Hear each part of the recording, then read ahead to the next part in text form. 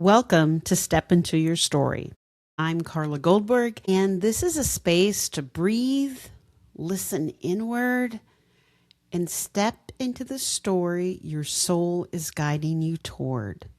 I invite you right now to take a breath and let the world fall away for a moment.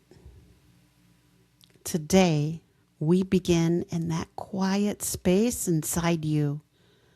The emptiness that you've been carrying, not as something to fix, but as a doorway into something deeper. That hollow, that ache, that soft, quiet emptiness, it isn't a void.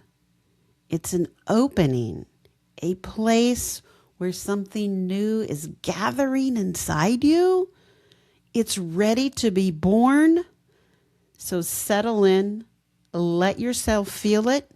Today, we step toward that doorway together. This is a first of a 5-part series.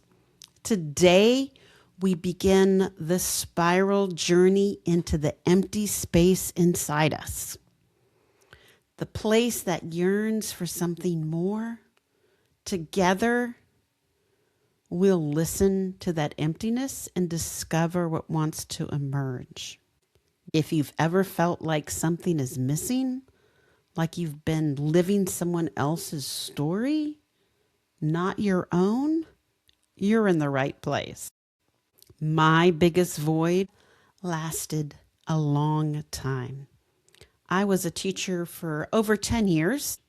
Teaching is a profession where people lose themselves. They are put in a position and reinforced to forget about self and just care for the kids.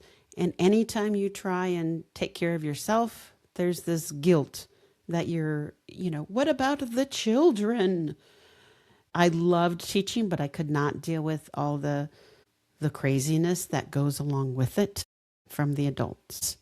I didn't realize until I got out of teaching that my whole identity had been wrapped around teaching, and it became who I was, not who I was able to be. When I left teaching, we moved to a different state, to a place where I knew no one. I was trying to get a new job. I knew it was coming. I had like a year mentally to prepare that we were going to be leaving and going to a new field, but I arrived in my new place with no identity, no grounding, no who am I, no friends to lean on that were there. And it was a really lonely place. And that's when I really kind of leaned into, who am I? What am I supposed to be doing? I realized how much of my own identity had been in teaching and caring for others and caring for other people's children, not my own, other people's children.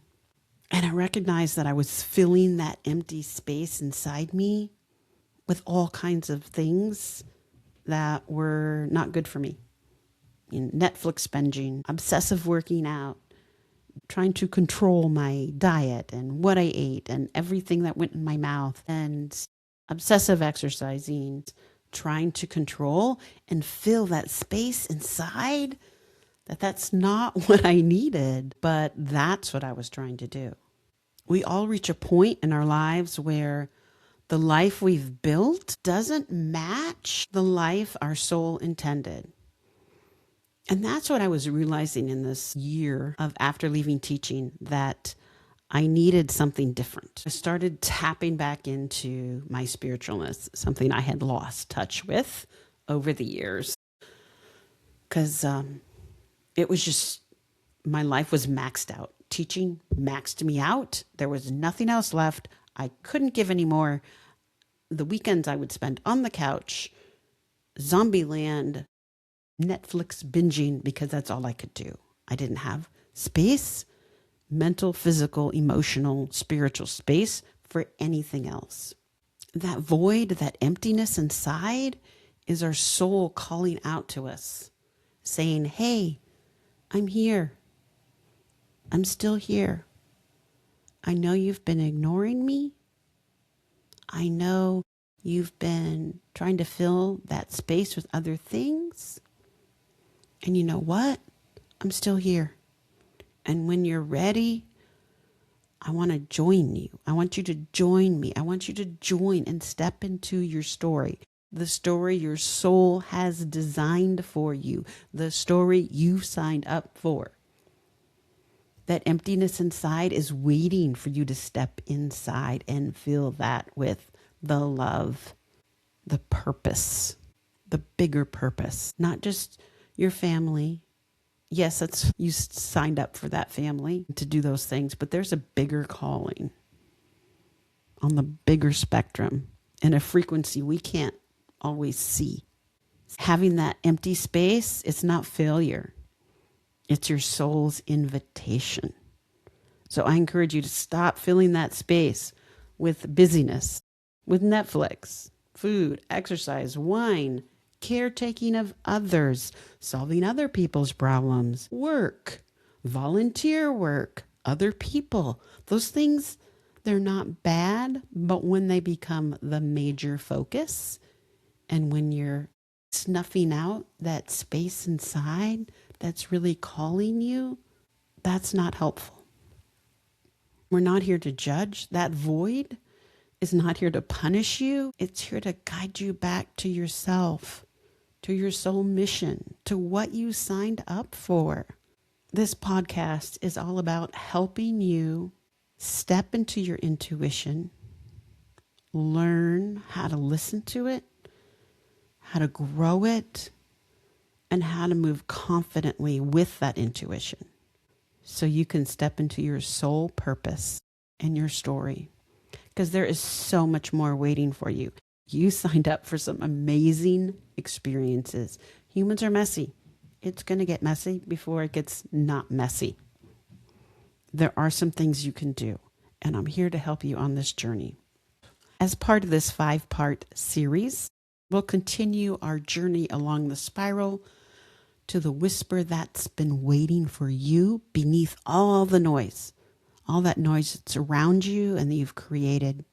And then we'll talk about how do we remember our soul purposes, recognize that resistance, and then how do we return back to it. Together, we'll move from emptiness to alignment, from distraction to devotion, and step into the story that your soul has been waiting for you to return to. I got you. We're going to do this. This week, I want you to notice where the voids show up in your life. Where do you feel that hole? What are you filling it with that are not sustaining you? And instead of fearing that void, ask, what is my soul trying to tell me? What am I being guided to do? What is the higher purpose? And the next episode, we'll talk about how to really tap into what we're hearing through intuition and really step into that. Because it's great to have information, but if you're not stepping into it, information is just information. When we have information that we turn into action, that's where the magic happens. If today opened the doorway, next you're going to hear what's calling you through that doorway. I'll meet you in the quiet spaces. Walk gently, listen closely, and keep stepping into your story. If today was helpful, I would really appreciate if you give me a like, follow, leave a review.